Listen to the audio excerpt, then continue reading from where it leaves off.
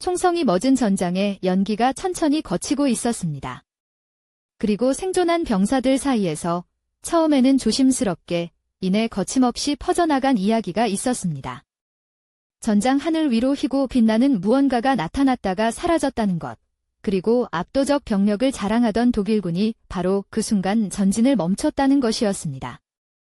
그 목격자들은 한두 명이 아니었습니다.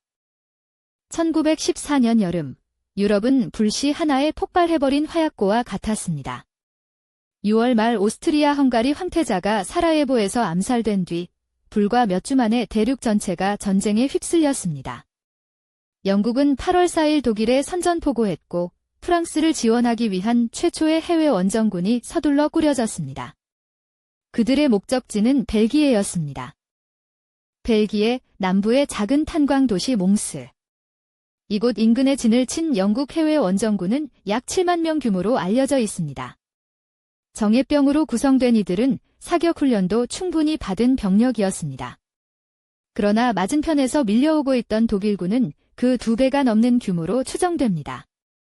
수적 열세는 명백했고 지휘관들도 이 사실을 모르지 않았을 것입니다.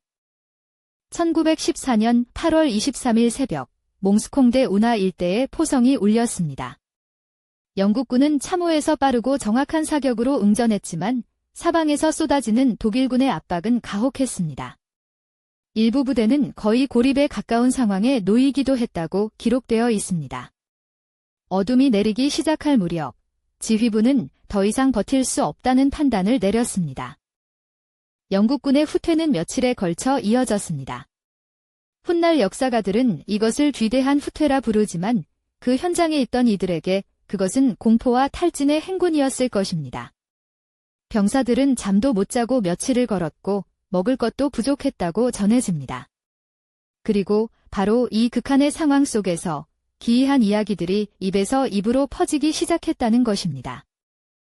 전투가 끝난 뒤 영국으로 돌아온 병사들의 편지와 일기 속에서 이상한 기록들이 발견되기 시작했습니다.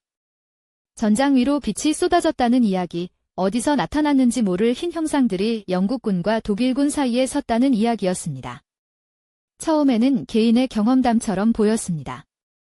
그런데 그런 이야기를 가진 사람이 한둘이 아니었습니다. 그런데 이 증언들을 모아보면 묘하게 비슷한 요소들이 반복된다는 사실이 눈에 띕니다. 빛나는 형상, 활을 든 궁수들의 모습, 혹은 날개를 가진 존재. 서로 다른 부대에 소속되어 있었고 직접 대화를 나눈 적도 없는 병사들이 거의 같은 이미지를 이야기했다는 것입니다. 일부는 명확하게 천사라는 단어를 썼고 또 일부는 그냥 빛이라고만 했습니다. 그런데 이 모든 이야기의 한복판에 한 작가의 이름이 등장합니다. 아서 마켄, 당시 영국에서 활동하던 소설가이자 신비주의에 관심이 깊었던 인물입니다. 몽스 전투로부터 약 한 달 뒤인 1914년 9월, 그는 더 보우맨이라는 단편 소설을 영국의 한 신문에 발표했습니다. 중세 아젠쿠르 전투에서 싸웠던 영국 궁수들의 영혼이 다시 나타나 현대의 영국군을 구했다는 내용이 아주 명백한 픽션이었습니다. 처음 이 소설을 읽은 사람들은 대부분 픽션으로 이해했을 것입니다. 하지만 이야기는 기묘한 방향으로 흘러갔습니다. 일부 독자들이 이것이 실제 있었던 사건을 바탕으로 쓴 것이라 받아들이기 시작했고 그 오해는 정정되기보다 오히려 증폭되었습니다. 마켄은 자신의 소설은 순전히 창작이라고 여러 차례 해명했다고 하지만 이야기는 이미 대중의 상상력 속에서 다른 형태로 살아가고 있었습니다. 이야기가 확산되는 데에는 또 다른 흐름이 있었습니다. 당시 영국의 일부 성직자들이 이 이야기를 신의 섭리라는 맥락에서 설교에 인용하기 시작했다는 기록이 있습니다. 전쟁이 장기화되면서 사회 전체의 불안이 극에 달했고 우리 편에 신이 있다는 서사는 강력한 위로의 언어가 되었습니다. 이 과정에서 이야기의 세부 내용은 점점 더 구체화되고 동시에 사실로 굳어져 갔습니다. 그렇다면 실제로 남겨진 증거는 무엇이 있을까요? 전장에서 발견된 물리적 흔적은 사실상 없는 것으로 알려져 있습니다. 영국군 공식 전투 기록에도 지휘관들의 보고서에도 초자연적 현상에 관한 언급은 등장하지 않는 것으로 전해집니다. 남겨진 것은 오직 사람들의 기억뿐이었습니다. 그리고 기억이라는 것은 우리가 생각하는 것보다 훨씬 쉽게 변형된다는 사실을 우리는 이미 알고 있습니다. 이제 가설들을 하나씩 살펴보겠습니다. 첫 번째는 가장 원초적인 해석입니다. 정말로 우리가 이해하지 못하는 무언가가 그 자리에 있었다는 것입니다. 이 입장을 지지하는 이들은 서로 연락도 없던 수십 명, 수백 명이 유사한 경험을 했다는 사실은 결코 가볍게 볼 수 없다고 말합니다. 그러나 이 가설에는 결정적인 공백이 있습니다. 어떠한 물리적 증거도 독립적인 제3자 기록도 지금까지 제시된 적이 없다는 것입니다. 두 번째 가설은 심리학에서 답을 찾습니다. 전투의 극한 상황 속에서 극도로 지치고 굶주리고 두려움에 떨던 뇌가 존재하지 않는 것을 인식했을 수 있다는 것입니다. 극심한 스트레스와 수면 부족 상태에서 환시가 발생한다는 사례는 의학적으로도 보고된 바 있습니다. 다만 이 설명에도 한계는 있습니다. 서로 다른 장소에서 교류 없이 극히 유사한 내용을 경험했다고 주장하는 사람들을 단순히 집단 환각으로만 설명하기에는 석연치 않은 부분들이 남아 있습니다. 세 번째 가설은 더 냉정한 시각에서 시작합니다.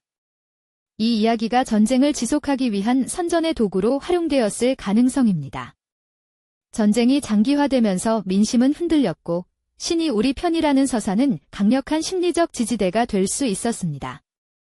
당시 영국의 일부 성직자들이 이 이야기를 사실인 양공개적으로 전파했다는 기록도 있습니다. 그러나 정부나 군 당국이 이 이야기를 의도적으로 조직화했다는 직접적인 증거는 발견되지 않은 것으로 알려져 있습니다. 네 번째 가설은 마켄의 소설에 주목합니다. 소설이 먼저 나왔고 그 이야기가 병사들과 가족들 사이에 퍼진 뒤 사람들이 자신의 모호하고 혼란스러운 경험들을 소설 속 이미지에 맞게 재구성했다는 것입니다. 기억이란 완전한 기록이 아니라 재구성이라는 점에서 이 가설은 심리학적으로 충분한 설득력을 가집니다. 단, 마켄의 소설 발표보다 앞서 비슷한 경험을 했다고 주장하는 증언들이 존재한다는 점은 이 가설이 아직 설명하지 못하는 부분입니다. 이 네 가지 가설은 각각 일부를 설명하지만 어느 하나도 전부를 설명하지 못합니다. 초자연적 설명에는 증거가 없고 집단 환각론은 목격의 독립성을 완전히 해소하지 못합니다. 선전설은 의도적 조직화의 흔적을 제시하지 못하고 문학 오염설은 소설 발표 이전의 증언들을 해명하는 데 한계가 있습니다. 우리는 여전히 정확히 무슨 일이 일어났는지 알지 못합니다. 그런데 어쩌면 이 모든 것보다 더 흥미로운 질문이 있습니다. 왜 이 이야기는 110년이 지나도 사라지지 않는 것일까요? 전쟁이 끝났고 그 자리에 있었던 사람들도 세상을 떠났습니다. 기록들은 뒤섞이고 검증은 불가능해졌습니다. 그럼에도 몽스의 천사는 지금도 회자됩니다. 어쩌면 이 이야기가 살아남은 것은 사실이기 때문이 아니라 사람들이 이것을 필요로 했기 때문인지도 모릅니다. 1914년 8월 몽스 하늘에서 무슨 일이 있었는지 우리는 여전히 알지 못합니다. 그날의 목격자들은 각자 다른 것을 보았고 다른 방식으로 기억했습니다.